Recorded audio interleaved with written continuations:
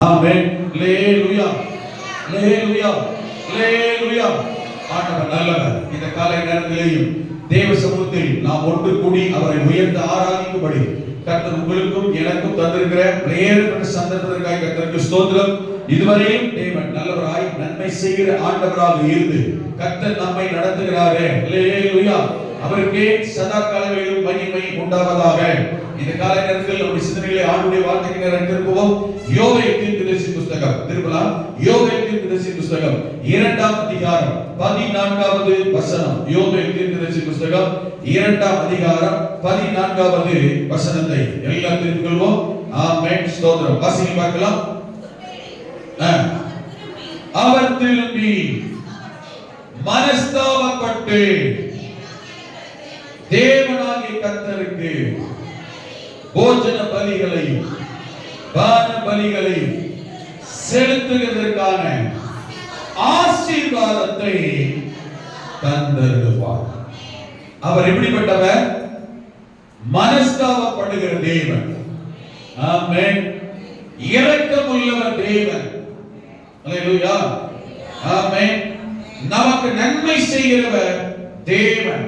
13ஆம் வசனத்தில் அவருடைய தேவனுடைய தன்மை என்ன, அவர் எப்படிப்பட்டவர் என்கிறதை யோவேல் தீர்க்கதரிசி தேவனுடைய குணாதிசயம், கேரக்டர், அவர் எப்படிப்பட்டவர் என்பதை விளக்குகிறார்.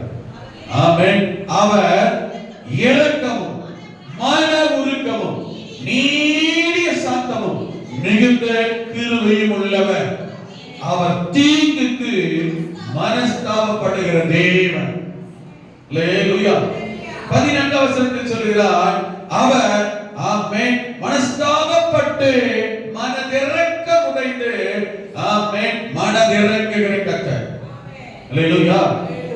இப்படிப்பட்டவர் என்ன செய்வாராம், என்ன செய்கிறாராம்? அவர் ஆசீர்வாதத்தை தந்தருவார். ஆமென். என்ன செய்வார்? ஆசீர்வாதத்தை தந்தருவார். இந்த ஜனங்களுடைய நிலைமை இன்றைக்கு எப்படி இருக்கிறது என்றால், கர்த்தருக்கு பலி காணிக்கை கூட பலிகளை கூட செலுத்த முடியாத அளவுக்கு குடும்பத்தில் வறுமை, பஞ்சம், தரித்திரமான நிலைமை. ஆமென். அது மாறுவதற்காகத்தான், கர்த்தர் மாற்றுகிறதற்காகத்தான் ஆண்டவர் விரும்பி ஆசீர்வதிக்க விரும்புகிறார். கடந்த வாரத்தில் கவனித்தோம். அவர் ஆசீர்வதிப்பதற்கு, சூழ்நிலையை மாற்றுவதற்கு என்ன விரும்புகிறார், என்ன எதிர்பார்க்கிறார் என்றால், நாம கொஞ்சம் இருக்கிற நிலைமை விட்டு மனம் திரும்ப வேண்டும். ஆமென். அவர் பக்கமாய் மனதை திருப்ப வேண்டும். அல்லேலூயா. உபவாசத்தை நாட வேண்டும். கர்த்தருடைய சமூகத்தை தேட வேண்டும். வேதத்தை கொஞ்சம் வேதத்தின் பக்கம், வேதத்துக்கு முக்கியத்துவம் கொடுக்க வேண்டும். சபை கூடுகை, ஆராதனை, ஆலய கூடுகைக்கு முக்கியத்துவம் கொடுக்க வேண்டும். அப்படி செய்யும் பட்சத்தில் இவைகளை கவனிக்கிற பார்க்கிற தேவன் மனஸ்தாபப்பட்டு இப்ப இருக்கிற நிலைமை சூழ்நிலையை கண்டு நம்முடைய பிரச்சனை தேவையை பார்த்து மனதிறங்கி ஆமென் நமக்கு ஆசீர்வாதத்தை தருகிறவர் ஆண்டவர். ஒரு நாள் ஆண்டவர் ஆசீர்வாதத்தை தரமாட்டேன்னு சொல்லியோ, ஆஸ்வதிக்க கூடாதுன்னு சொல்லியோ மன கடினமாய் இருக்கிறவர் அல்ல. ஆமென். தம்முடைய பிள்ளைகளுக்காக இரக்கம் பாராட்டுகிறவர், தயவு பாராட்டுகிறவர், மனதுருக்கம் உடையவர். தாம் நேசிக்கிற தம்முடைய பிள்ளைகளுடைய வாழ்க்கையில் இன்னும் அவருடைய நிலைமை சூழ்நிலை உபத்திரம் பிரச்சனையை கண்டு மனதுருகுகிறவர். எந்த அளவுக்கு என்றால், நாம் கண்ணீர் விட்டால் அவரும் நம்மோடு கண்ணீர் விடும் அளவுக்கு நம்மேல் பாசம், அன்பு, அக்கறை உள்ளவர் நம்முடைய தேவன். நம்முடைய பரிதாப நிலைமை கண்டு, நம்முடைய அவன் இயலாத நிலைமை கண்டு, நம்முடைய நெருக்கம், போராட்டமான சூழ்நிலைகளை கண்டு மனிதர்கள் தான் ஏளனம் பண்ணுவார்கள், அவமானப்படுத்துவார்கள், உதாசீனப்படுத்துவார்கள். ஆமென். ஆனால் கர்த்தர் ஒருபோதும் தாம் நேசிக்கிற தன்னுடைய பிள்ளைகள், குடும்பத்தாருடைய கஷ்ட ஆமென் நிலைமையை கண்டு ஒரு நாள் கர்த்தர் செய்ய தெரியுமா? ஏளனமாகவோ உதாசீனமாக கர்த்தர் நினைக்க மாட்டார்.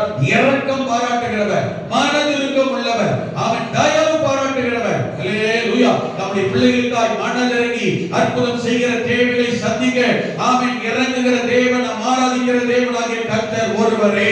அல்லேலூயா. உங்கள் பட்சத்திலும் என் பட்சத்திலும் ஆமென் மனதிற்கு உடையவராய் நம்மை ஆசீர்வதிக்க விரும்புகிறவர் ஆராதிக்கிற தேவனாகிய கர்த்தர் தான். அவர் என்ன செய்கிறாரா? நம்முடைய இருதயத்தை அவர் பக்கம் திருப்புகிற போது, அவர் பக்கம் என்றால் அப்ப இப்ப நம்ம யாரா இருக்கிறோம்? ஆண்டுடைய பிள்ளைதான், தேவனுடைய பிள்ளைகள் தான், ரட்சிக்கப்பட்டவர்கள் தான், விசுவாசிகள் தான், கிறிஸ்தவர்கள் தான். ஆனாலும் ஆண்டுடைய பிள்ளை என்று சொல்லிக் கொள்கிற பேர் அளவு அல்ல, வாழ்க்கை ஜீவியத்தில் கர்த்தர் விரும்புகிற, ஏற்றுக்கொள்ளுகிற, நான் விரும்புகிற என்னுடைய சாட்டிஸ்ஃபேக்ஷனுக்காக நான் வாழ்ந்து கொண்டிருப்பதல்ல. அல்லேலூயா. கர்த்தர் என்கிட்ட விரும்புகிற அளவு, தேவன் எதிர்பார்க்கிறதை நிறைவேற்றுகிற அளவு என்னுடைய மனதும் இருதயமும் உள்ளமும் கர்த்தர் பக்கத்தில் திரும்புகிறதாய், கர்த்தரை மகிழ்விக்கிறதாய், ஆண்டவரை பிரியப்படுத்துகிறதாக இருக்கிற போது தேவன் எனக்கு இரக்கம் பாராட்டி அற்புதம் செய்கிற ஆண்டவராக இருக்கிறார். அல்லேலூயா.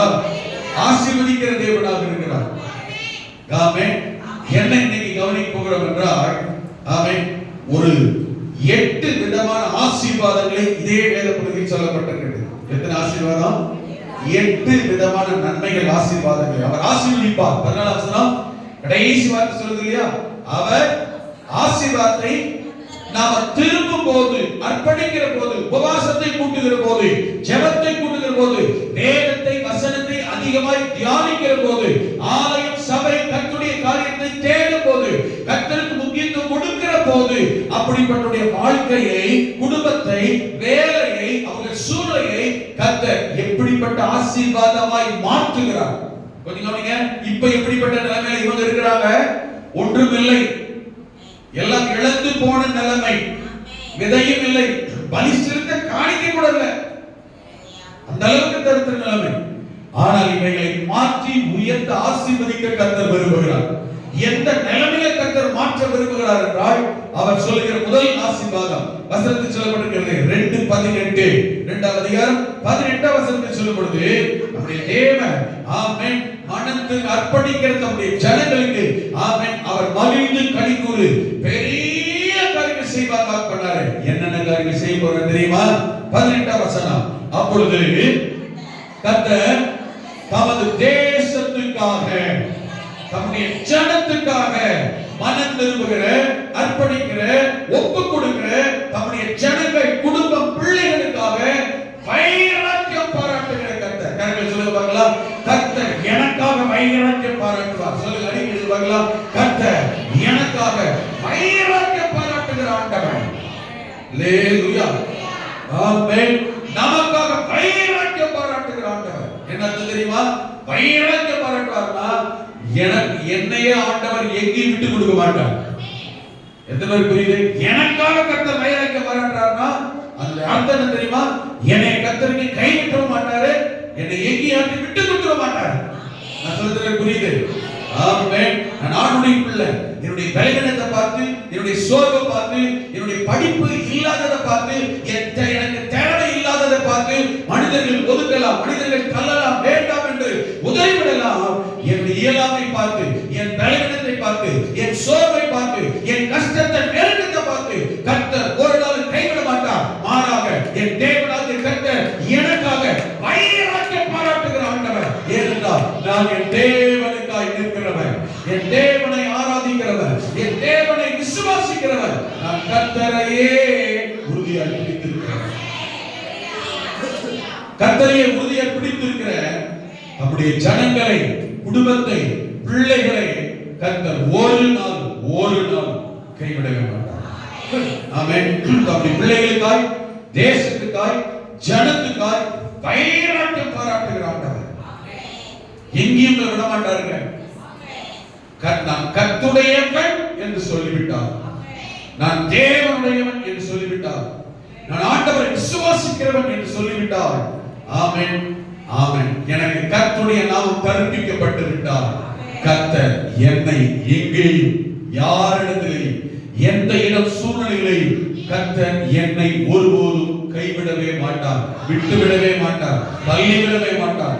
எனக்காய் நிற்கிறவர், எனக்காய் வைராக்கியம் பாராட்டி வந்து நிற்கிறவர். நான் இருக்கிறேன், இதோ இருக்கிறேன், இதோ வருகிறேன், உன்னை விடுகிறது இல்லை என்று வந்து எனக்கு பட்சத்தில் எனக்கு பக்கபலமாய் நிற்கிறவர் கர்த்தர்.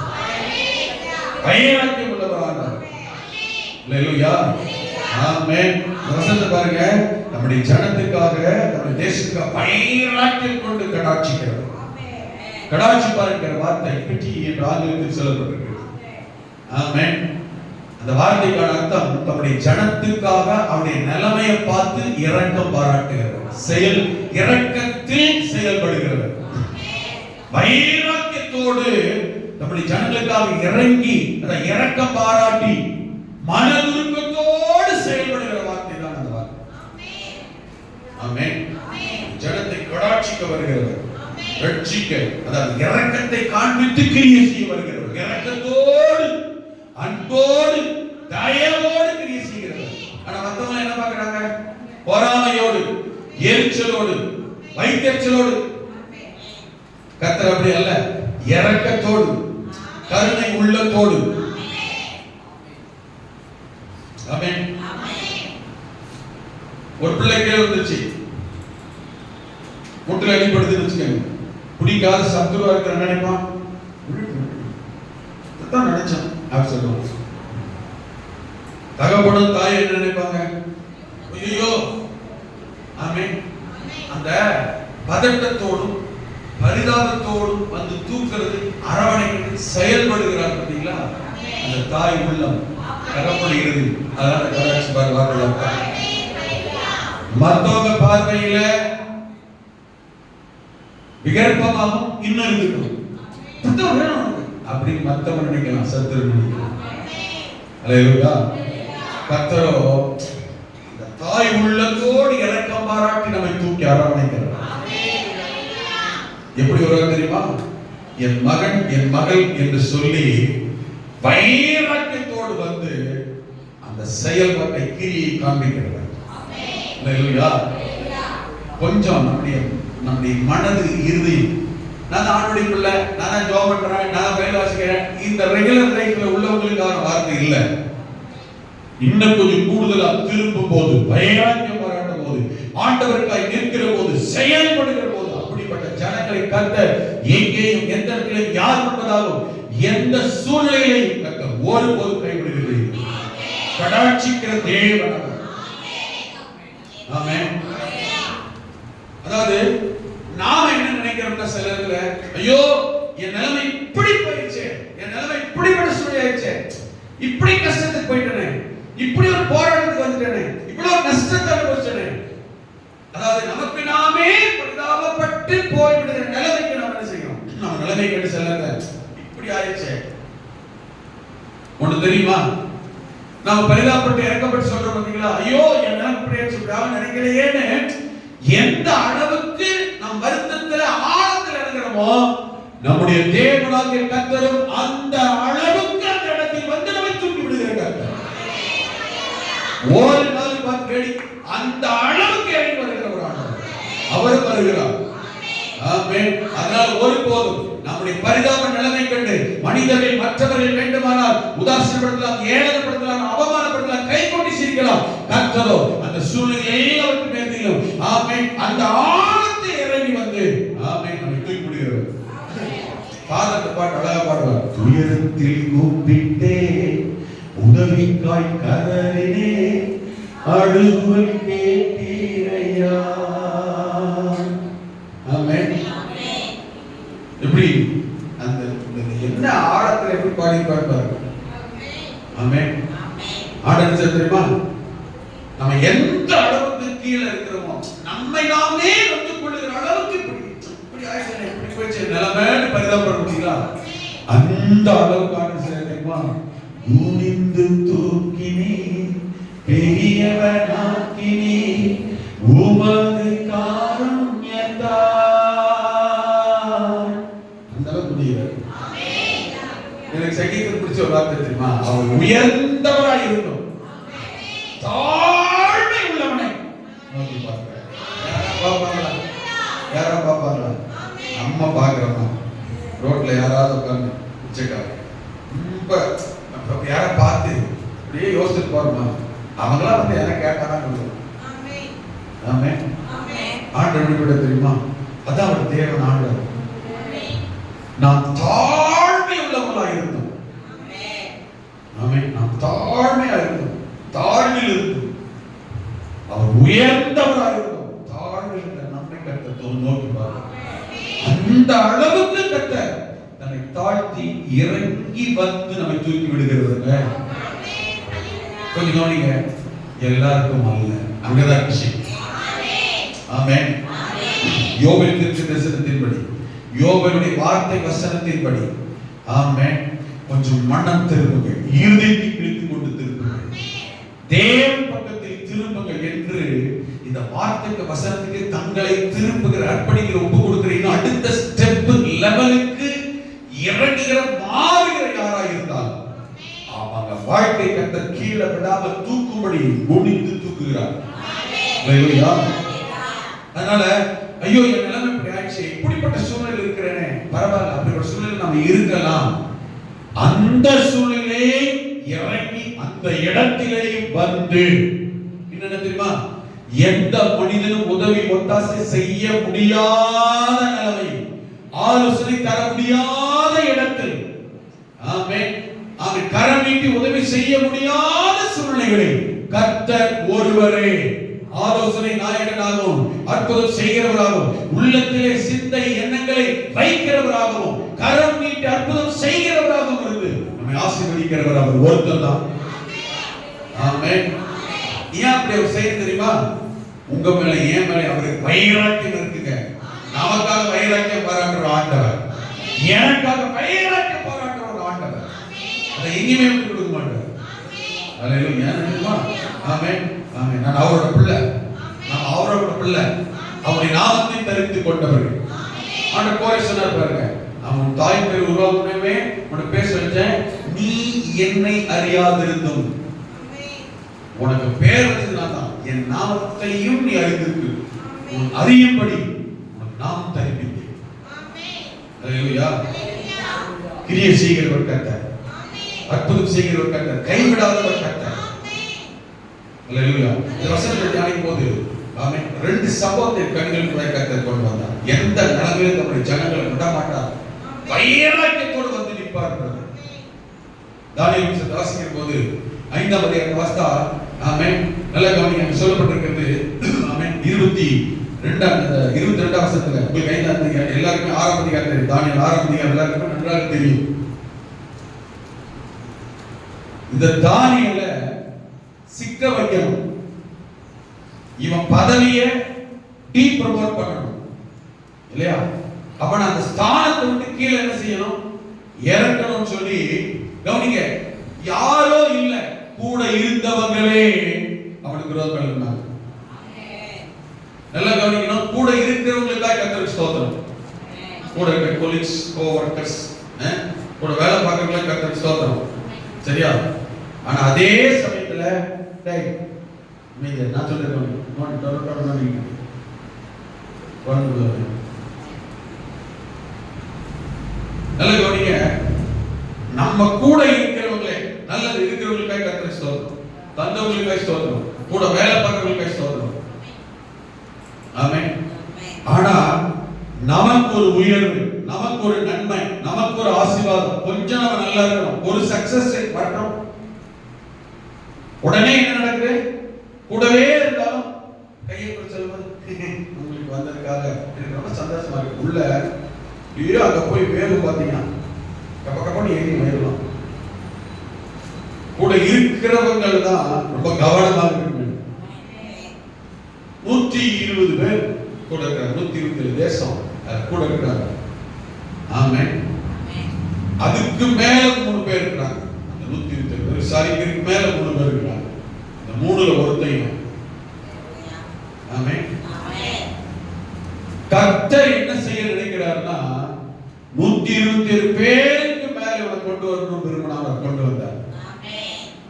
3 பேர் ஒருத்தனா இருக்கிறான். இப்ப அவங்களுக்கு மேல ராஜா இருக்கிறார். கர்த்தர் என்ன விரும்பினார்னா இந்த 3 பேருக்கு மேலையும் ராஜாவுக்கு அடுத்து கொண்டு வர விரும்பினார்.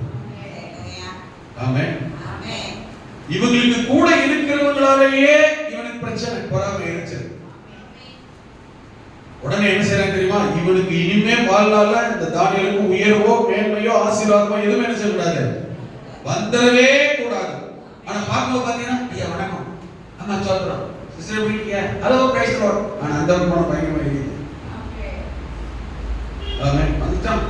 இவனெல்லாம் இன்னும் தாண்டி கிறிஸ்தவ விசுவாசியா தான் இப்படி சில ஆட்கள் இருக்காங்க. ஆண்டவரே இவனெல்லாம் அப்படின்னு ஆண்டவரே கம்ப்ளைண்ட் பண்றாங்க.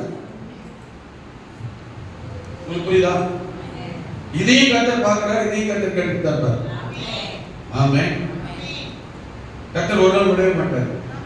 இவங்க பார்த்தாங்க, இவன் உயரவே விடக்கூடாது. அவன் என்ன பண்ணலாம், பிளான் பண்ண திட்டம் பண்ண சாதாரண ஆட்கள் இல்ல. இவனை போலவே ஞானத்தில் படிப்பிலும் அறிவிலும் சிறந்தவர்கள். உங்களுக்கு புரியுதா?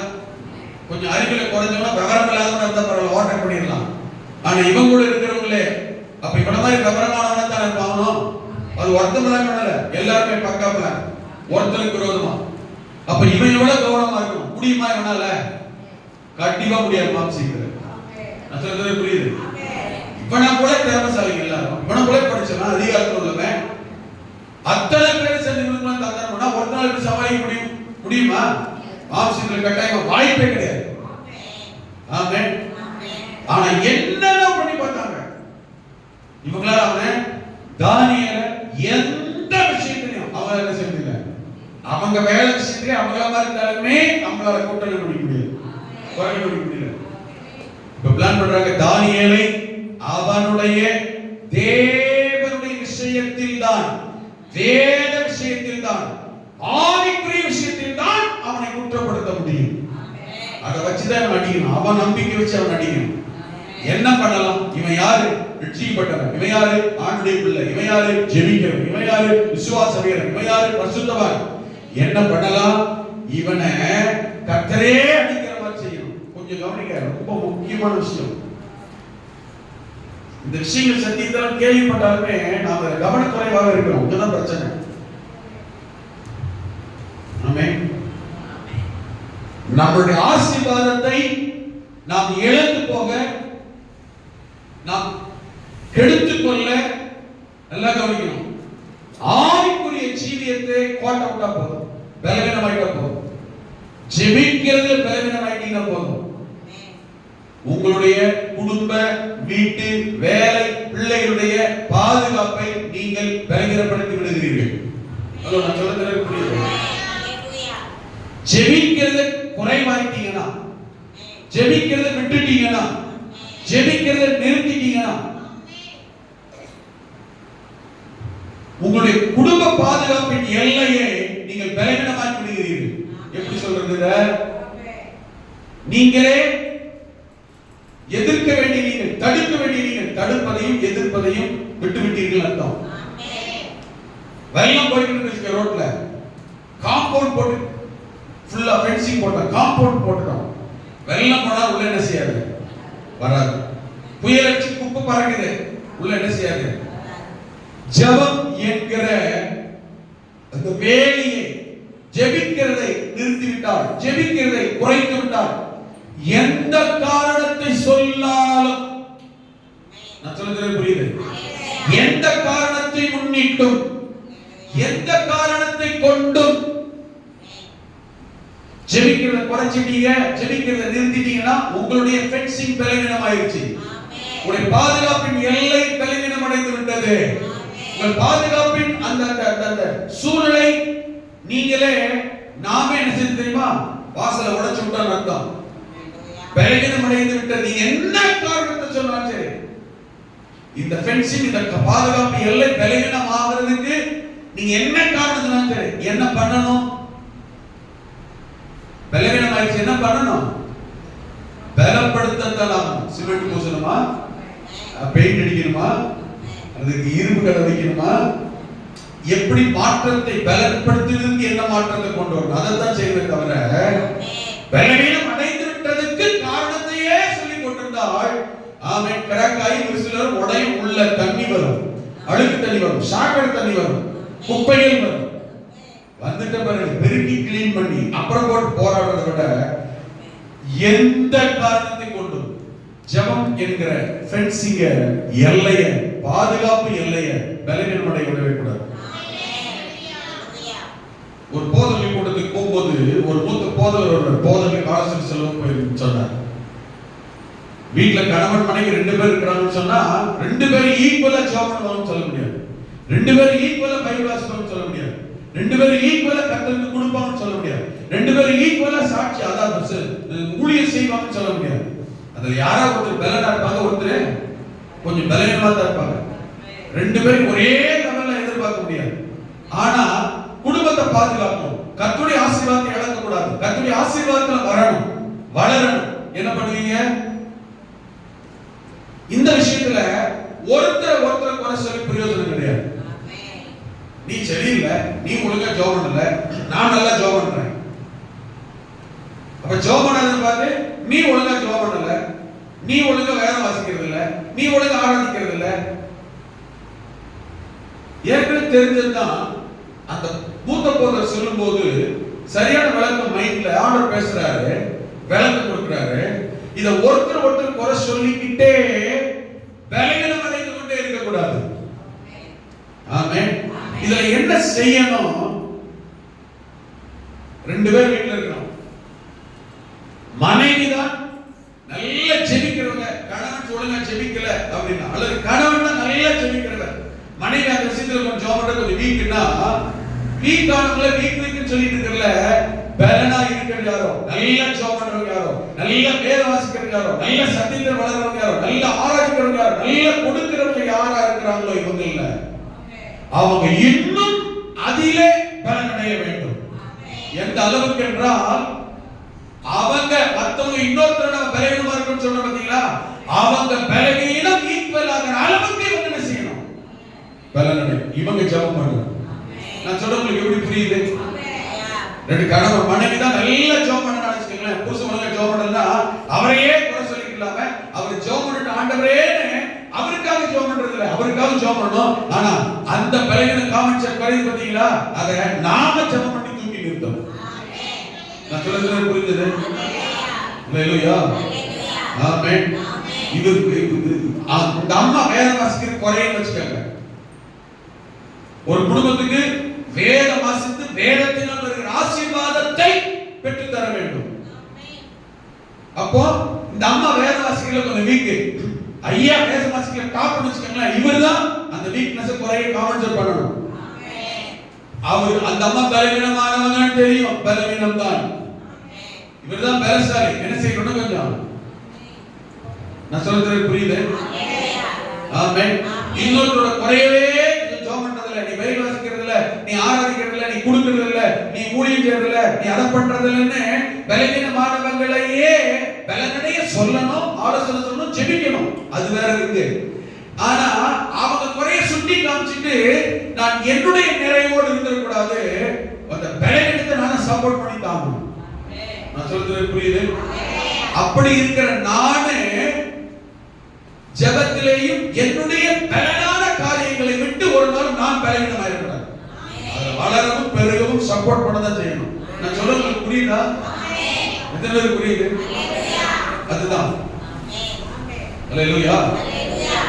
அப்போ நம்முடைய குடும்பத்தை என்ன செய்ய முடியும்? ஆமென். கர்த்தர் அதைத்தான் விரும்புகிறார், கேட்கிறார்.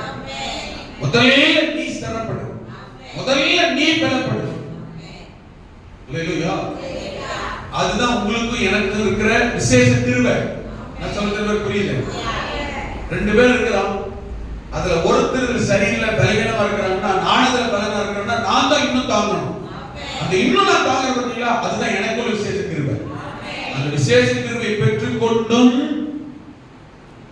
நான் காம்பன்சேட் பண்றேன், காம்ப்ரமைஸ் ஆகிட்டு போறேன், நான் சப்பக்கட்டு கட்டிட்டு போறேன், அவங்களுடைய பலவீனத்தை காமிச்சு நான் சப்பக்கட்டு கட்டிட்டு போறேன்னா, அவங்க பலவீனமா இருந்து செய்யாம இருக்கணும், நான் பலனா இருந்து செய்யாம இருக்கிறது ரெண்டும் ஒண்ணே.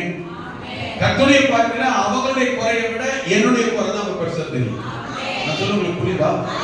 அல்லேலூயா, ஆமென். இதுல கர்த்தருடைய காரியத்தில் ஆமென் நம்ம ஆசீர்வாதத்தை இழந்து போவதற்கான காரியம் என்னவென்றால், இப்ப தெளிவா புரிஞ்சுக்கங்க, நான் நானாக இருப்பதனால் அல்ல, நான் நானாக இருந்து கொண்டு இன்னும் எவ்வளவு பலனாக இருக்கிறேன், பலனடைய முடிகிறது. அங்கதான் இருக்கு ஆசீர்வாதம். அல்லேலூயா. குடும்பங்கள் வரும்போது இந்த விஷயத்துல ரொம்ப கவனமாய், அல்லேலூயா, என் கூட இருக்கிறவரால ஒரு 10 நிமிஷம் ஜெபம் பண்ண முடியுது, அவங்க இல்லாம பலன் அவ்வளவுதான். ஆமென். என்னால 1 மணி நேரம் ஜெபம் பண்ண முடியுமா? அந்த 1 மணி நேரத்தை விடவே கூடாது. அவங்கள பார்த்து அவங்களே ஜெபம் பண்றதுன்னு சொல்லக்கூடாது, அவங்களே முடியலன்னு சொல்லக்கூடாது, அவங்களே பண்ணல நாம ஏன் பண்ணணும்னு சொல்லக்கூடாது. அல்லேலூயா. நான் சொல்றது புரியுது? ஆமென். சில நேரம் பெற்றோரோட பிள்ளைங்க நல்லா ஜெபம் பண்றாங்க. அல்லேலூயா. சில நேரம் பெற்றோரோட பிள்ளைங்க நல்லா வேத வாசிக்கிறாங்க. ஆமென். சில நேரம் பெற்றோரோட பிள்ளைங்க நல்லா கர்த்தருக்கு செய்யறாங்க, கொடுக்குறாங்க. அல்லேலூயா. அதுக்காக கர்த்தருக்கு ஸ்தோத்திரம். ஆனால் நாம் முன்னேறுவதற்கும் நமக்கு பலன், நம்முடைய பலத்தில் தாங்குகிறவர்களாக இருக்கும் போது நம்முடைய குடும்பத்தை, குடும்ப பாதுகாப்பின் எல்லையை, வேலையுடைய எல்லையை, வருமானத்துடைய எல்லையை என்ன செய்ய முடியும்? பாதுகாக்க முடியும். தானியேலை கொஞ்சம் கவனிங்க. அவனுடைய தேவனை பற்றிய விஷயத்தில் தான் அவனை குற்றம் கண்டுபிடிக்க முடியும் என்று, அவனை தடுக்க முடியும், அவனை கெடுக்க முடியும். தேவனுடைய விஷயம் என்றால் கவனிங்க, வேதம், ஜெபம், ஆராதனை, ஐக்கியம், ஊழியம், கொடுக்கிறது, சபையை காக்கிறது, அவன் ஆண்டுடைய காரியங்களில் ஈடுபடுகிறது. இதுல தடுத்து நிறுத்திட்டா கர்த்தருடைய ஆசீர்வாதத்தை விட்டு அவனை பிரிச்சிடலாம்னு எல்லாருமே தெரியும். நீங்களும் தெரிஞ்சுக்கணும். கர்த்தர் நமக்கு தந்திருக்கிற ஆவிக்குரிய வாய்ப்புகளையும், கிருபைகளையும், வல்லமையையும், பலனையும் நாம் எப்பொழுது மட்டுப்படுத்துகிறோமோ, விட்டு விடுகிறோமோ, உதாசீனப்படுத்துகிறோமோ, கவனிங்க, நாம் என்ன தெரியுமா நினைக்கிறோம்? ஆண்டுடைய காரியம், ஆவிக்குரிய காரியம், கர்த்தருடைய காரியம், சபையின் காரியம் என்று உடனே நான் போகாததினால் சபைக்கும் கர்த்தருக்கும் ஊழியத்திற்கும் வேற ஏதோ ஒன்றுதான் நஷ்டம், பாதிப்பு, இழப்பு நினைக்கிறேன். இல்ல, நம்பர் 1 முதல் காரியம், எனக்கு ஆண்டவரிடத்தில் வருகிற ஆவிக்குரிய நஷ்டத்தை நானே ஏற்படுத்தி விட்டேன் என்று அர்த்தம். புரியுது? வீட்டுல போய் தானியேலை குறித்து மறுபடியும் நிதானமா தியானித்து பாருங்க, தெளிவாய் வராங்க. ஆமென். அவனுடைய தேவனை பற்றிய வேத விஷயத்தில் தான் குற்றப்படுத்த முடியும், வேற ஒன்றில் குற்றப்படுத்த முடியாது. ஆனா உண்மை என்ன? உலக பிரகாரமான காரியம் என்ன? இந்த வெங்கடேஷ் வேலை பார்க்கணும்னு வச்சுக்கோங்களேன், அவன் வெங்கடேஷோட வேலையில சரியில்லைங்க அப்படின்னா எதில் குற்றம் கண்டுபிடிக்கணும்? அவன் செய்யற வேலையை தான் குற்றம் கண்டுபிடிக்கணும். உலக பிரகாரமான வேலையை தான் குற்றம் கண்டுபிடிக்கணும். ஆமென். கவனிக்கணும். தானியேலை குறித்த தரிசனம் பாருங்க. வேலை சம்பந்தமான விஷயத்துல அவன் குற்றம் கண்டுபிடிக்க முடியாது. ஆனா அவனை குற்றவாளி ஆக்கணும். கூட வேலை பார்க்கறவங்களும் செஞ்ச காரியத்தை பாருங்க. அப்ப எதில குற்றவாளி ஆக்கணும்? வேதத்துக்கு அவங்களுக்கு என்ன சம்பந்தம்? நீங்க உங்களை யோசிச்சு பாருங்க. உங்களை ஒருத்தர் சொல்றான், ஏங்க அவன் சர்ச்சை விஷயத்துல ஆண்டவர் காரியத்தை தான் தப்பு சொல்ல முடியும். ஆனா நாம என்ன சொல்லிட்டு இருக்கோம்? நம்மளே தான் குற்றப்படுத்த முடியும். ஹலோ, நான் என்ன 10 வருஷம் லேட்டா வேலைக்கு வராத நீ குற்றம் சொல்லலாம், கட்டளை காரியத்தில் நீ நினைச்ச முடியாது. அப்படித்தான் நாம் சொல்லிட்டு இருக்கோம். அப்படித்தான் சொல்லுவோம். ஆனா உண்மை என்ன தெரியுமா? தானியேல் உலக பிரகாரமான வேலை காரியத்தில் அவனை குற்றப்படுத்தவே முடியல. எத்தனையும் அவங்களால எதில் குற்றப்படுத்தணும்னு நினைச்சாங்க? கர்த்தருடைய காரியத்தில், ஆண்டுடைய காரியத்தில் குற்றப்படுத்தணும்னு நினைக்கிறாங்க. ஆமென். அப்ப என்ன அர்த்தம் தெரியுமா? பிசாசுக்கு தெரியும், சாத்தானுக்கு தெரியும், சத்துருக்கு நல்லா தெரியும். உலக பிரகாரமான வேலையில கூட நம்ம குற்றம் பலவீனமா இருந்தா கூட அட்ஜஸ்ட் பண்ணிட்டு அப்படி போய் ஒன்றும் பிரச்சனை இல்லை, அதனால பெரிய நஷ்ட பாதிப்பு இல்ல. ஆவிக்குரிய காரியத்துல ஒரு மனுஷனை கர்த்தருக்கும் அவனுக்கு இருக்கிற தொடர்பு, ஆண்டுடைய ஆலயம், வீட்டுக்கு, குடும்பத்துக்கு அவனுக்கு இருக்கிற தொடர்பு, ஊழியக்காரனுக்கு அவனுக்கு இருக்கிற தொடர்பை கட் பண்ணி விட்டுட்டா இவன் யாரா மாறிடுமா? ஆசீர்வாதத்தை இழந்துருவான், கர்த்தருடைய பார்வையில குற்றமுள்ளவனாயிருவான், ஈஸியா அவனை வீழ்த்த முடியும் என்று சத்துருக்களுக்கு தெரியும். இதை முதல் தெளிவா நாம் தெரிந்து கொள்ள வேண்டும். நாம் தெரிந்து கொள்ள மிக முக்கியமான சத்தியம். நான் சொல்லுகிறேன், புரியுது? ஆமென்.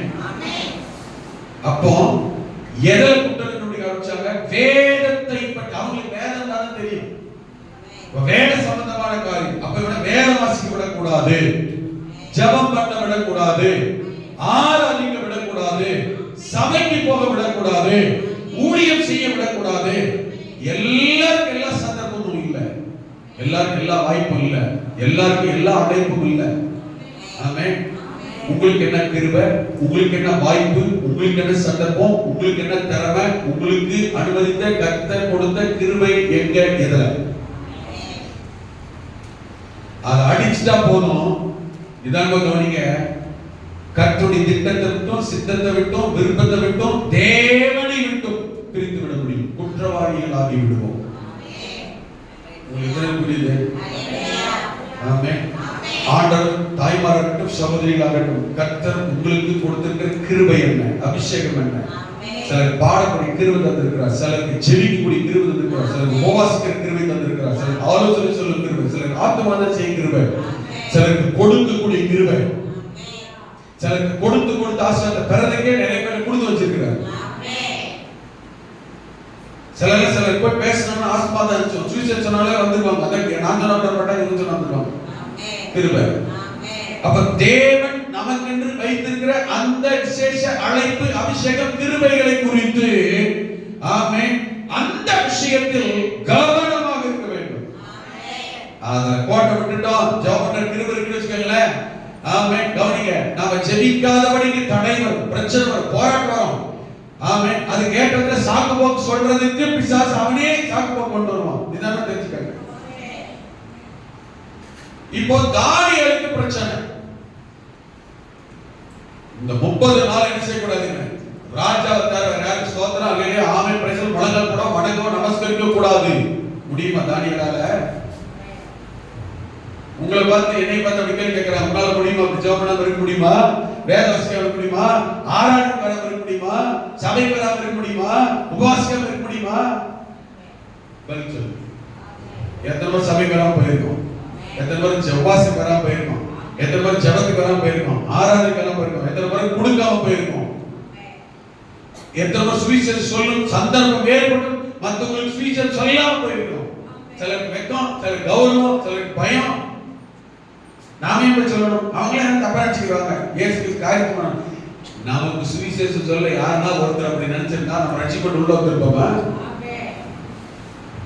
ஆனா நாம என்ன சொல்லிக்கிட்டு, ஐயோ அவங்க வீட்டுக்கு போய் சொன்ன என்ன சொல்லிடுவாங்க. எனக்கு பிதாவுக்கு முன்பா என்னை மனுஷனுக்கு கூட என்ன அறிக்கை பண்ண மறுதளிக்கிறவனை பரலோகத்துக்கு வருவான் யாருன்னு தெரியாது சொல்லிடுறாங்க. இந்த கிருபையெல்லாம் இழந்துடவே கூடாது. அவனுடைய தேவனுடைய காரியத்தை, தேவனுடைய விஷயத்தை பற்றி, தேவனுடைய காரியத்தை பற்றி விஷயத்தில் தான் அவனை குற்றப்படுத்த முடியும் என்று சொன்னார்கள். என்ன பண்ணாங்க தெரியுமா? என்ன பண்ணாங்க தெரியுமா? ஜெபிக்கவே கூடாது, ஸ்தோத்திரம் பண்ணக்கூடாது, நமஸ்கரிக்க கூடாது. முடியுமா தானியேலால? தானியேலால முடியாது. என்ன வந்தாலும் நான் முழங்கால் படி இருக்க விட மாட்டேன். அதை தாண்டி பத்தியா நாங்க ஜெயிச்சிட்டோம், நாங்க ஜெயிச்சிட்டோம், பத்தியா ஜோபரக்கூடாது ஜோமரிட்டா நாங்க ஜெயிச்சிட்டோம் மாறத்துக்கு இருக்கான்னு சொல்லல. நீ அப்படி செஞ்சிட்டா சிங்கத்தை வெளியேற்றி போட்டுருவோம், கொன்றணும். நமக்கு அந்த மாதிரி எல்லாம் சூழ்நிலை எல்லாம் இல்ல. அப்படி எல்லாம் இருந்துச்சு, யாருக்கு போகணும்னு தெரியல, ஒருத்தர் இருக்குமா? இதுக்கு பிறகு வைராக்கியம். அப்ப என்ன இல்லை நமக்குள்ள? அப்புறம் எப்படி கத்துல வேலைக்கு பாராட்டுவாரு? நான் வேலைக்கு பாராட்ட மாட்டேன், ஆனா ஆண்டவர் எனக்கு என்ன செய்யணும்? தேவனுக்கு பக்கத்துல நின்று கையை பிடிச்சிருக்கணும், அப்படியே சுத்தி சுத்தி வரணும் ஆண்டவர். நம்ம சில நேரத்தில் ஆண்டவரை நம்ம ஞானத்தோட மட்டமா நினைச்சுக்கிறோம். அவர் கர்த்தர், சர்வ ஞானி. நம்ம லெவல், நம்ம தர, நம்ம நினைப்பு, நம்ம எண்ணம், நம்ம செயல்பாடு என்ன எல்லாத்தையும் ஏற்பட்டது. ஆமென். நான் பயணத்தை பாராட்ட மாட்டேன், நான் கர்த்தருக்கு அப்படி துணியர் ஒழிக்க மாட்டேன், நான் கர்த்தருக்கு பிரசவம் செய்ய மாட்டேன். ஆனா எனக்கு மட்டும் கர்த்தரை செய்யணும். சொன்னோடனே வந்து வைராக்கியம் பாராட்டணும், வந்து நீக்கணும், அப்படி தாங்கணும், அப்படி தடுக்கணும். அப்படி என்ன தெரியுமா? கத்தி கடமாயை வச்சு சத்துருக்கு கொண்டுதான் அப்படி நீக்கணும் ஆண்டவர். நான் தாவீது பாருங்க. ஹலோ, நான் சொல்ல புரியுதா? எனக்கு தாவீது ரொம்ப சந்தோஷமா இந்த கோலியத் விஷயத்துல. தாவீது முன்னு நின்ற கர்த்தர் கல்லு வீசினோட கோலியத்துக்கு முன்னாடி கல்லு முடிச்சுட்டார். நான் அடிக்கடி யோசிப்பேன், தாவீதுக்கு வைராக்கியம் இல்லைன்னு வச்சுக்கோங்களேன், எனக்கு கல் பிடிக்கணும். ஹலோ, நம்ம நினைப்ப அப்படித்தான். என்னை மட்டும் கர்த்தர் கேட்பார், நம்முடைய ஜனத்துக்காய், தேசத்துக்காய் வைராக்கியம் கொண்டு இரக்கம் பாராட்டி செயல்படுவார் என்றால் நான் யாராக இருக்கிறேன்? அல்லேலூயா.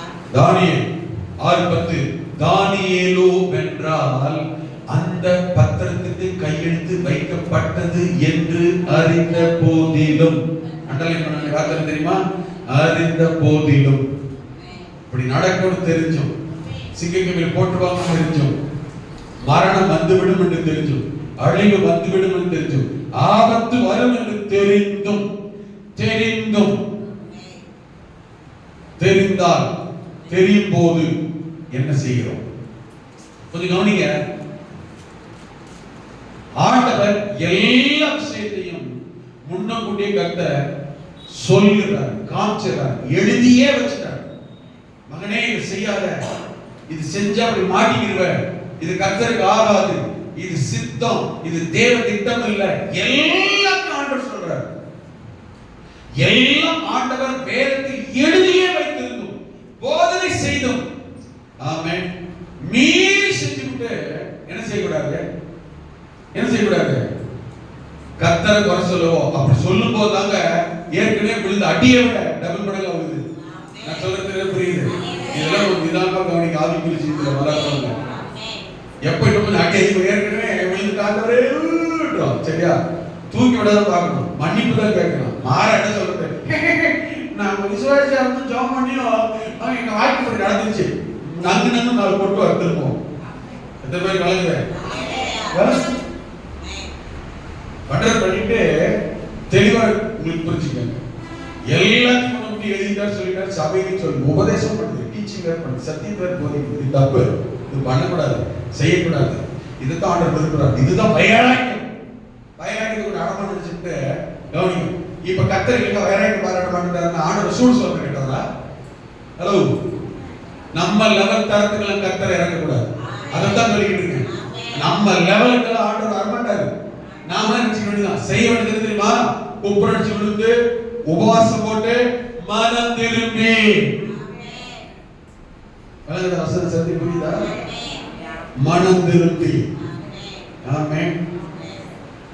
அப்ப கர்த்தர் அப்பதான் வைராக்கியம் பாராட்டுறாரு. அல்லேலூயா.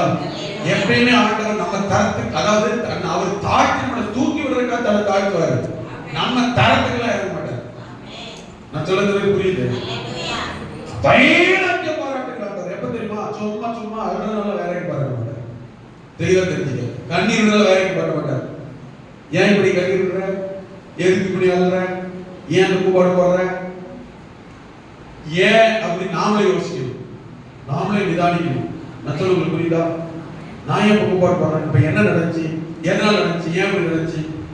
அப்ப கர்த்தர் என்ன செய்கிறார் என்றால் நிதானிக்கிறார். அப்பதான் இறக்க பாராட்டுறார். அப்ப நான் இறுதித்து திருப்பும் போது, அர்ப்பணிக்கும் ஒப்பு கொடுக்கும் போது கர்த்தர் எனக்காக இறக்க பாராட்டு. ஏன்னா நானுடைய பிள்ளை இல்லையா, நான் விட்ட மாட்டாரு. ஆனா நான் திரும்பணும், மனம் திரும்பணும்.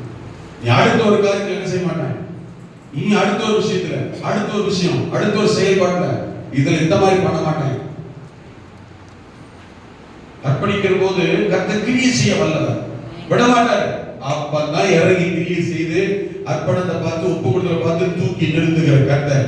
அப்ப தூக்கி நிறுத்தும் போது என்ன தடை, யார் தடை, என்ன பிரச்சனை, என்ன எதிர்ப்பு, என்ன போராட்டம் வந்தாலும் யாரை கஷ்டப்பட மாட்டார். நம்முடைய பிள்ளைகளை வைராக்கியம் பாராட்டி எதையும் செய்ய கர்த்தர் வல்லவர். தானியேல் என்றால் பத்திரத்துக்கு கையெழுத்து வைக்கப்பட்டது என்று அறிந்த போதிலும் ஜெபிக்கிறதை நிறுத்தவில்லை. அவன் தன் வைராக்கியத்தை கர்த்தரை விட்டு விலகவே இல்லை. கர்த்தர்தான் உலகமா? கர்த்தரா? கர்த்தர்தான். குடும்பமா? கர்த்தரா? கர்த்தர்தான். மனைவியா? கர்த்தரா? கர்த்தர்தான். வேலையா? கர்த்தரா? கர்த்தர்தான். யாருன்னு வரும்போது கர்த்தர். எல்லாரும் போயிடுவாங்க, எல்லாம் போய் கர்த்தர் போக மாட்டார். அல்லேலூயா. ஆமென். சூழ்நிலை மாறுது பாருங்க. ஜெபம் பண்றான், சிங்கக்கேவிக்கு போயிட்டாங்க, தூக்கி போயிட்டாங்க. ஆமென். பிரச்சனை வர சிங்கக்கேவிக்கு தூக்கி போயிட்டாங்க. சிங்கக்கேவிக்கு கொண்டு போட்டாங்க. கவனிங்க, அது வரைக்கும் கர்த்தர் வேடிக்கை தான் பார்த்தாரு. ஒண்ணுமே பண்ணலையே. தூக்கி போறவன் அடிச்சாரா? அடிக்க மாட்டாரு. ஹலோ, நாம என்ன நினைக்கிறோம்? ஆண்டவரே அடி பண்ணா பாருங்க, தூக்கி போற பாருங்க, அவனை போடுங்க. போட மாட்டார். தூக்குடாதுன்னு சொல்லுவாரு. சில பேர் புரியுது. சில சூழ்நிலை சில காரியங்களை கர்த்தர் அனுமதிக்க தான் செய்வார். நாம என்ன யோசிப்போம், சிங்கிள் கேபில போய் தூக்கிட்டு போய் போறவங்க ஆண்டவர் பார்த்து அப்ப வர்றதுக்கு தூக்கிட்டு போகிறது வந்தாங்க, அவனே போட்டு தான் இப்பவே நிறுத்திக்கலாமே. இப்பவே நிறுத்திட்டா கர்த்தர் எப்படி பண்ண எப்படி தெரியும்? லேசா இடம் போட்டுருவான் ஆண்டவர். அல்லேலூயா. இன்னும் விசுவாசம் வளராது, இன்னும் வைராக்கியம் வளராது. கர்த்தர் அனுமதிச்சாரு, வந்து தூக்கி போனா கூட்டு போனா வாயா தூக்கிட்டு போய் சிங்கை கேபில என்ன செய்தாங்க, தானியேலை தூக்கிட்டு போய் தள்ளி விட்டான். அது வரைக்கும் கர்த்தர் சும்மா தான் இருந்தார். அது வரைக்கும் என்ன செஞ்சாரு? சும்மா தான் இருந்தார். ஹலோ, நம்ம பார்வைக்கு தான் சும்மா இருந்தாரு. சிங்க கெபிங்க என்ன பண்ணுவார், மேல இருந்து செஞ்சுட்டு இருந்தார். அல்லேலூயா. இவன் போறதுக்கு முன்னாடி தூதனை கர்த்தர் அனுப்பிட்டார். ஒண்ணு தெரியுமா, நீங்களும் நானும் என்ன செய்யணும்னு நினைக்கிறோமோ, நாம செய்யணும்னு நினைக்கிறதுக்கு முன்னமே கர்த்தர் ப்ரீ பிளானா எங்க எங்க என்னென்ன பண்ணணும் செஞ்சுட்டு தான் கர்த்தர் அனுமதிப்பார். சிங்கம் கேபிள் கொண்டு கர்த்தர் போடணும் போட போறான், போடணும் சிங்கம் கடிச்சு கூட தெரியவே தெரியாதா? கடிக்கிறதுக்கு முன்பதாகவே தூதனை கர்த்தர் அனுப்பி வாயை கட்டி போட்டு படுக்கிற கர்த்தர் கூடவே இருந்து அது கூட படுக்க ஜாமம் பண்ணி கொடுக்கணும். அல்லேலூயா. நமக்கு முன்பதாகவே ஒவ்வொன்று கவனிங்க, என் கண்ணுக்கு முன்னாடி நடக்காதனால தோமா மாதிரி நான் சந்தேகம் பண்ற அவசியம் இல்லை. என் கண் காலாவிட்டாலும் எனக்கு பின்பதாகவே ஆமென் எனக்காக தேவன் ஏதாயோ ஒன்றை செய்து கொண்டே இருக்கிறார். சும்மா இருக்கட்டும் இல்ல, நீ செய்கிறவராக செய்து கொண்டு தான் இருக்கிறார். ஆமென். விழித்து விட்டது மறுநாள் ராஜா துயர சத்தமாய் கெபிக்கு போறான். 22ஆம் வசனத்தில், தானியேலே ஜீவனுள்ள தேவனுடைய தாசனே, நீ எப்படிப்பட்டவன் தெரியுமா? ஆமென். எப்படிப்பட்டவன் தெரியுமா? நீ இடைவிடாமல் ஆராதிக்கிற உன் தேவன். எதன் வைராக்கியம் காண்பித்தான் தெரியுமா தானியேல்? எல்லாரும் எதன் காண்பித்த வைராக்கியத்தை? கர்த்தரை ஆராதிக்கிறது. 6:10 சொல்லப்பட்டிருக்கிறது, முழங்கால் படியிடுகிறது, உபவாசிக்கிறது, ஜெபிக்கிறது, தேவனை துதிக்கிறது, வைராக்கியம் பாராட்டினார். அல்லேலூயா. இது ராஜா வரைக்கும் தெரிந்தது. இவன் ஆராதிக்கணும், இவன் ஆராதனை நிறுத்த முடியாது. என்னோட கேள்வி தெரியுமா, முதல்ல உங்க குடும்பம், உங்க சொந்த பந்தம், இனஜனம், அங்காளி பங்காளி சம்பந்தக்காரங்களுக்கு தெரியுமா? முதல்ல நீங்க கர்த்தரை ஆராதிக்கிறவங்க ஜெபிக்கிறவங்க ஞாயிற்றுக்கிழமை உங்களை வீட்டை தேடி வந்தா நீங்க இருக்க மாட்டீங்க தெரியுமா? முதல்ல அது தெரியும். ஞாயிற்றுக்கிழமை பத்திரிக்கை வச்சா வர மாட்டாங்கன்னு தெரியும். ஞாயிற்றுக்கிழமை வீட்டுக்கு முதல்ல இருக்க மாட்டாங்கன்னு தெரியும். வராதவங்க ஞாயிற்றுக்கிழமை வராங்க, என்ன பண்றது? கர்த்தர் பரவாயில்ல, நிறைய பேர் போயிட்டு வந்துட்டு இருக்காரு. பலவர் சொல்லிக்கிறேன் ஆராதிக்கிற விஷயத்தில் தானியேல் எப்படி பண்ண தெரியுமா? ஆமென். சிங்க கேள்வியில் நான் இருந்தேன் தானியேல் வந்துடுவாரா? பாட்டு சூப்பராக பாடிட்டு வந்துடுவாரா? தான் சிங்க கேள்வி அவங்க இருந்த கர்த்தர் போன கூட வந்துடுவாரா? பாடிட்டு வந்துடுவாரா? ஆராதனை பற்றி விஷயத்தில், ஆராதிக்கிற விஷயத்தில், ஆமென், ஜெபிக்கிற விஷயத்தில், ஆமென், முழங்கால் படிக்கிற விஷயத்தில், துதிக்கிற விஷயம், கர்த்தருடைய காரியத்தில் இங்கதான் தானியேல் வைராக்கியம் உள்ளவர். ராஜா போய் கேட்கிறார், ராஜா தெரிந்தது முதல்ல. ஆமென். தானியேல் இடைவிடாமல் தேவனை ஆராதிக்கிற நிறுத்த முடியாது. ஆமென். கர்த்தரை தேடுவதை நிறுத்த முடியாது. எந்த அளவுக்கு கர்த்தருடைய காரியத்தில் கர்த்தருக்கும் எனக்கும் இருக்கிற விஷயத்தில் வைராக்கியம் பாராட்டணும், அப்பதான் கர்த்தர் எனக்கு வைராக்கியம் பாராட்டுவார். என்ன பண்றாரு தெரியுமா? என்ன பண்றாரு தெரியுமா? ராஜா கேட்கிறான், தானியேலே ஜீவனுள்ள தேவனுடைய தாசனே, எப்படி எல்லாம் அந்த ராஜா பாருங்க, ரட்சிக்கப்படாத ராஜாவை எப்படி எல்லாம் கேட்கிறா பாருங்க. ஆண்டவரே, இவன் ஆண்டவரை அவன் எப்படி தெரிஞ்சிருக்காரு பாருங்க. நம்ம ஆராதிக்கிறதை வெளிப்படுத்த அவனுக்கு எதிரி தெரியுது. ஆமென். ராஜாவுக்கு தெரியுது, அக்கம் பக்கத்துல தெரியுது, நம்ம ஆண்டவர் எப்படிப்பட்டவர் தெரியும். முதல் காட்டுங்க, நம்ம கர்த்தர் எப்படிப்பட்ட அக்கம் பக்கத்துல நிற்கலாம். இவங்களை தொட்டால் ஒரு ஆபத்து தெரியும், இவங்களை பேசிட்ட பிரச்சனை தெரியணும். ஆமென். ஆமென். எவரா இருந்தாலும் தெரியும். நல்ல ஜோபம். முதல்ல என் குடும்பத்தை ரட்சிப்படலையா தெரியலையா, எங்க வீட்டுல எங்க வீட்டாட்களுக்கு முதல்ல தெரியும். நான் சொல்ல உங்களுக்கு புரியுது?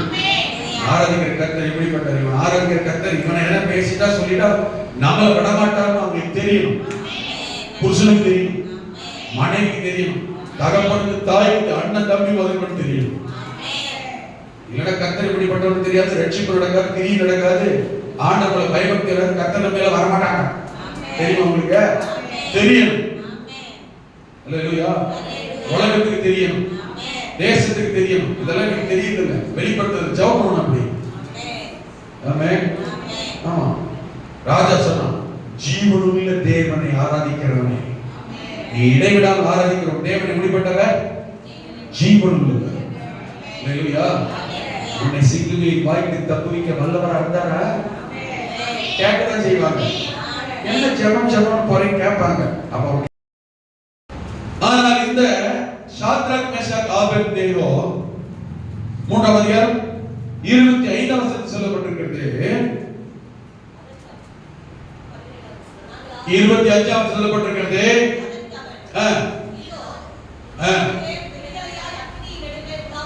நாலு பேர் விடுதலையாய் அக்னி நடுவிலே உலாவுகிறதை ராஜா சொல்றான், காண்கிறேன்.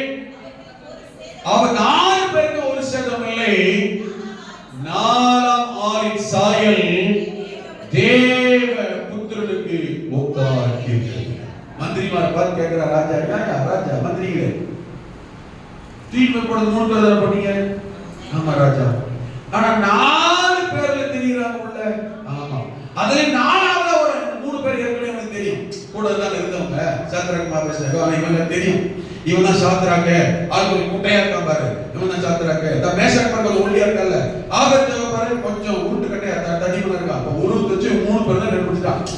4ஆவதா தெரியுற ஒரு ஆளு 3 பேருக்கு சம்பந்தம் இல்லாத வித்தியாசமான தோற்றம் தேவ புத்திரனுக்கு ஒப்பா இருக்கிறதே. அல்லேலூயா. இது எங்க? வெளியில பார்க்கல, இயேசுல இல்ல, ரோட்ல இல்ல, முன்னாடி இல்ல, 7 மட்டையில் கூட்டப்பட்ட அக்கினி ஜுவாலை சூளைகள், அக்கினி. ஆமென். சூளைக்குள்ள அக்கினிக்குள்ள அந்த தங்க எரியுற நெருப்புல பார்த்தா அந்த உலாவுற அவங்க 4 பேர் கையை வச்சு. ஆமென். மேல் வசனத்தில் சொல்லப்பட்டிருக்கிறது ஏன் தெரியுமா? இந்த சாத்ராக் மேஷாக் ஆபேத்நேகோ இந்த ராஜா சொன்னா, ஆமென், இந்த பொற்சலை விழுந்து வணங்காவிட்டால் சூளை ஏவனுக்கு அக்கினியை கொண்டு போய் போடப்படும். இவர்கள் சொன்னார்கள், நாங்கள் ஆராதிக்கிற தேவன் எங்களை தப்புவிக்க வல்லவர். இந்த நம்பிக்கை விசுவாசம். இது பேர் என்னது? நம்பிக்கை. தப்புவிப்பார், நம்பிக்கை விசுவாசம் பேரு. ஆமென். அடுத்து சொன்னா, அவர் எங்களை தப்புவிக்காமல் விடுவிக்காமல் போனாலும், அவர் எங்களை விடுவிக்காமலே போனாலும் நீர் இருக்கிற பொற்சலையை விழுந்து வணங்குவது இல்லை, கர்த்தரை நாங்கள் விடுவது இல்லை. இதுதான் வைராக்கியம். செய்வார் என்பது விசுவாசம். செய்யாட்டாலுமே அவரை விடமாட்டோம்ன்றதாங்க வைராக்கியம். இன்னைக்கு நிறைய பேர் வாழ்க்கையில இந்த நம்பிக்கை விசுவாசத்திலேயே உருண்டுகிட்டு இருக்கு. செய்வாரு, ஆராதனைக்கு வந்திருக்கிறோம், எதுக்கு வந்து கேட்டா இந்த செய்வார் வந்திருக்கிறோம். செய்யாட்டாலும் வர முடியுமா? செய்யாட்டாலும் அவர் விடமாட்டேன்னு சொல்ல முடியுமா? அவர் செய்யாதவர் அல்ல, செய்ய முடியாதவர் அல்ல. அவர் செய்ய மாட்டேன்னு சொன்னாலுமே அவர் விடாம அவரை ஆராதிப்போமா, நம்புறோமா? அங்கதான் வைராக்கியம். இந்த வைராக்கியத்தை கர்த்தர் பார்த்தார் இல்லையா? அவர்களை தப்புவிக்காமலே போனாலும். அல்லேலூயா. அப்ப கர்த்தர் தப்புவிக்க மாட்டாரா? ஹலோ, தப்புவிக்காட்டாலுமே அது ஒரு காரணம் இருக்குங்க, ஒரு திட்டம் இருக்கும், ஒரு நோக்கம் இருக்கும். நான் எதிர்பார்க்கிற நன்மை கர்த்தருக்கு செய்யாட்டாலுமே அது ஒரு ஆசீர்வாதம் இருக்கும். ஏன்னா நான் தேவனுடைய பிள்ளை, நான் கர்த்தரை விசுவாசிக்கிறவன், நான் ஜெபிக்கிறவன், அவரை வைராக்கியம் உள்ளவன். அப்படி என்றால் அவர் 2:32 படி அன்றியும் அவருடைய தீர்மானத்தின்படி அழைக்கப்பட்டவர்கள் தேவனிடத்தில் அன்பு கூறுகிற எனக்கு எல்லாம் நன்மைக்காக தான் என் தேவன் செய்வாரே தவிர ஒரு நாளும் ஒருபோதும் பாதிப்போ தீமையோ நஷ்டமோ என் வாழ்க்கையை கர்த்தர் மாற்றிக்கவே மாட்டார். அந்த நம்பிக்கை இருக்கணும், அந்த வைராக்கியம் இருக்கணும். கண்ணு முன்னாடி எனக்கு வர வேண்டிய நன்மை என்ன விட்டு போனாலும், அல்லேலூயா, அவர்கள் சொல்லுகிற அத்திமரம் துளிர் விடாமல் போனாலும், மாதுளம்பழ செடியிலே பழம் இல்லாமல் போனாலும், திராட்சை செடியிலே பழம் இல்லாமல் போனாலும், தானியம் பலனின்றி போனாலும், ஆட்டுக்கடையில் மந்தை முதலாளிகள் இல்லாமல் போனாலும், அதற்கு ஒரு நோக்கம் சித்தம் உண்டு என்று எனக்கு தெரியும். நான் கர்த்தர் பெயரில் நம்பிக்கையாக இருப்பேன். இல்லாமல் போனால், வராமல் போகணும், ஆகாமல் போனால், இது அவிசுவாச வார்த்தை இல்ல. அவிசுவாச வார்த்தைக்கு இதுக்கு வித்தியாசம் இருக்கு. வராமல் போனால், கிடைக்காமல் போனால், நடக்காமல் அவிசுவாசம் இல்லை, வைராக்கியம். ஆமென் சொல்லுங்க. தப்புப்பா. செய்யக்கூடிய ஆண்டவர் தான், தரக்கூடிய ஆண்டவர் தான், அவன் ஆசீர்வதிக்கக்கூடிய ஆண்டவர் தான், வர வேண்டிய நன்மை தான். ஏன் வரல யோசிக்கணும். அப்ப அவருக்கு இந்த விஷயங்கள் மாத்திரம் முடியலையா ஆண்டவரால? ஏன் விஷயத்துல வந்து இந்த காரணம் அவரால் செயல்பட முடியலையா? எங்கேயோ ஏதோ காரணம் இருக்குது. என்னன்னு தெரியும். ஆமென். அந்த இயலாத சூழ்நிலை, முடியாத சூழ்நிலை, ஆபத்து, இக்கட்டான சூழ்நிலை கர்த்தர் மேல் வைத்திருக்கிற அந்த வைராக்கியம்